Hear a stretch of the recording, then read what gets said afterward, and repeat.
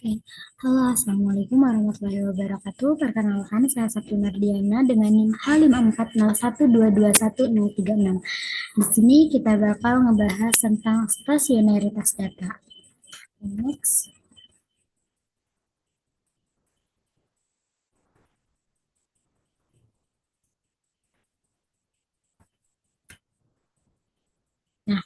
Nah, jadi ini outline yang bakal kita bahas yang terkait pengertian stasionaritas data dan lain-lainnya. Oke, langsung aja.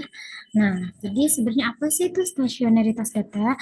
Stasionaritas data adalah kondisi data yang tidak berubah seiring waktu atau memiliki sifat statistik yang konstan. Stasionaritas data penting dalam melakukan analisis data runtut waktu atau data time series. Nah, stasionaritas data ini juga merujuk pada kondisi di mana sifat statistik dari suatu seri waktu seperti rata-rata, varians, dan covariance tidak berubah seiring berjalannya waktu. Dan data dapat dikatakan stasioner jika distribusinya tidak bergantung pada waktu. Nah, ini adalah contoh data stasionaritas yang dimana datanya itu grafiknya itu tuh konstan. Dan next. Nah, sebenarnya siapa saja sih yang bisa melakukan uji stasioner? Jadi, yang bisa melakukan uji stasioner adalah para analisis data, peneliti, dan ahli statistik yang dimana pihak-pihak tersebut perlu memahami dan memeriksa stasionaritas data dalam analisis data time series untuk membuat model yang efektif. Dan uji stasioner ini juga dapat dilakukan oleh para mahasiswa yang sedang melakukan penelitian ataupun penyusunan skripsi. Nah, uji stasionaritas digunakan ketika melakukan analisis data time series atau deret waktu. Nah, terutama sebelum mengembangkan model prediktif atau melakukan peramalan. Nah, biasanya pengujian ini tuh dilakukan pada tahap awal analisis data. Dan apabila data tidak stasioner, tindakan seperti diferensiasi dan atau transformasi logaritma itu sering dilakukan untuk menjadikan data tersebut stasioner.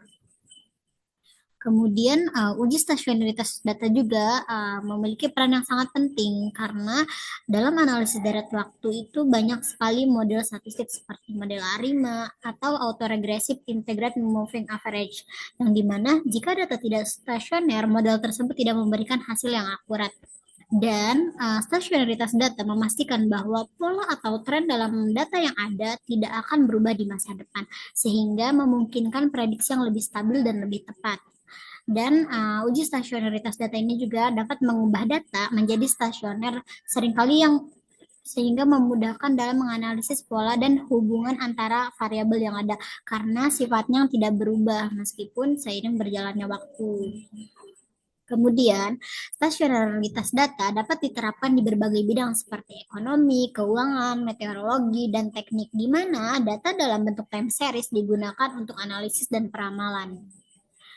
Terus gimana sih cara uji stasionaritas data?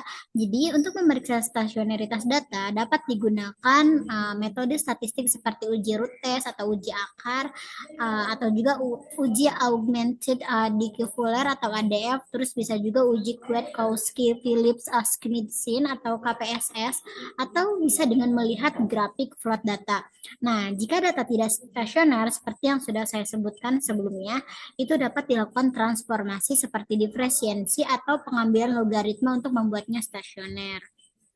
Nah, sekian materinya udah selesai, langsung aja kita pada prakteknya, yaitu kita akan melakukan stasionaritas data yang pertama menggunakan aplikasi Stata. Nah, ini dia. Lalu kita buka datanya di sini. Dan kali ini saya menggunakan data GDP per kapita dalam bentuk persen. Kita copy aja ya, karena saya belum mendownloadnya. Jadi saya copy. Ini dari tahun 1974 sampai 2023. Oke, langsung kita copy aja. Terus, oke, sudah di copy. Kita pindahkan ke Stata yang tadi sudah kita buka. Nah, di sini kita pilih ini, data editor. Ya, tunggu agak lambat ya. Nah, ini sudah keluar, lalu kita paste. Terus kita klik variable names. Nah, ini datanya sudah keluar dan alhamdulillah datanya. Oh iya, kalau misalkan data kalian bentuk angkanya itu ada koma-komanya itu diubah dulu ke dalam bentuk titik seperti itu. Nah, aku mau ganti nama variabelnya karena ini terlalu panjang, kita singkat aja jadi hanya GDP untuk namanya GDP. Oke. Nah, sudah. Nah, setelah itu, bentar ya, nah, setelah itu ini datanya dari 1974 sampai 2023. Selanjutnya kita sebentar. Nah, selanjutnya kita pilih ke sini. Nah, kita akan melihat yang pertama kita melihat cara grafiknya dulu ya atau uji non formalnya gitu. Atau kita mau uji formal dulu. Nah, lebih baik kita uji formal dulu. Kita tinggal ketik aja t-set tahun karena kita datanya tahunan jadi kita pakai t-set tahun gitu.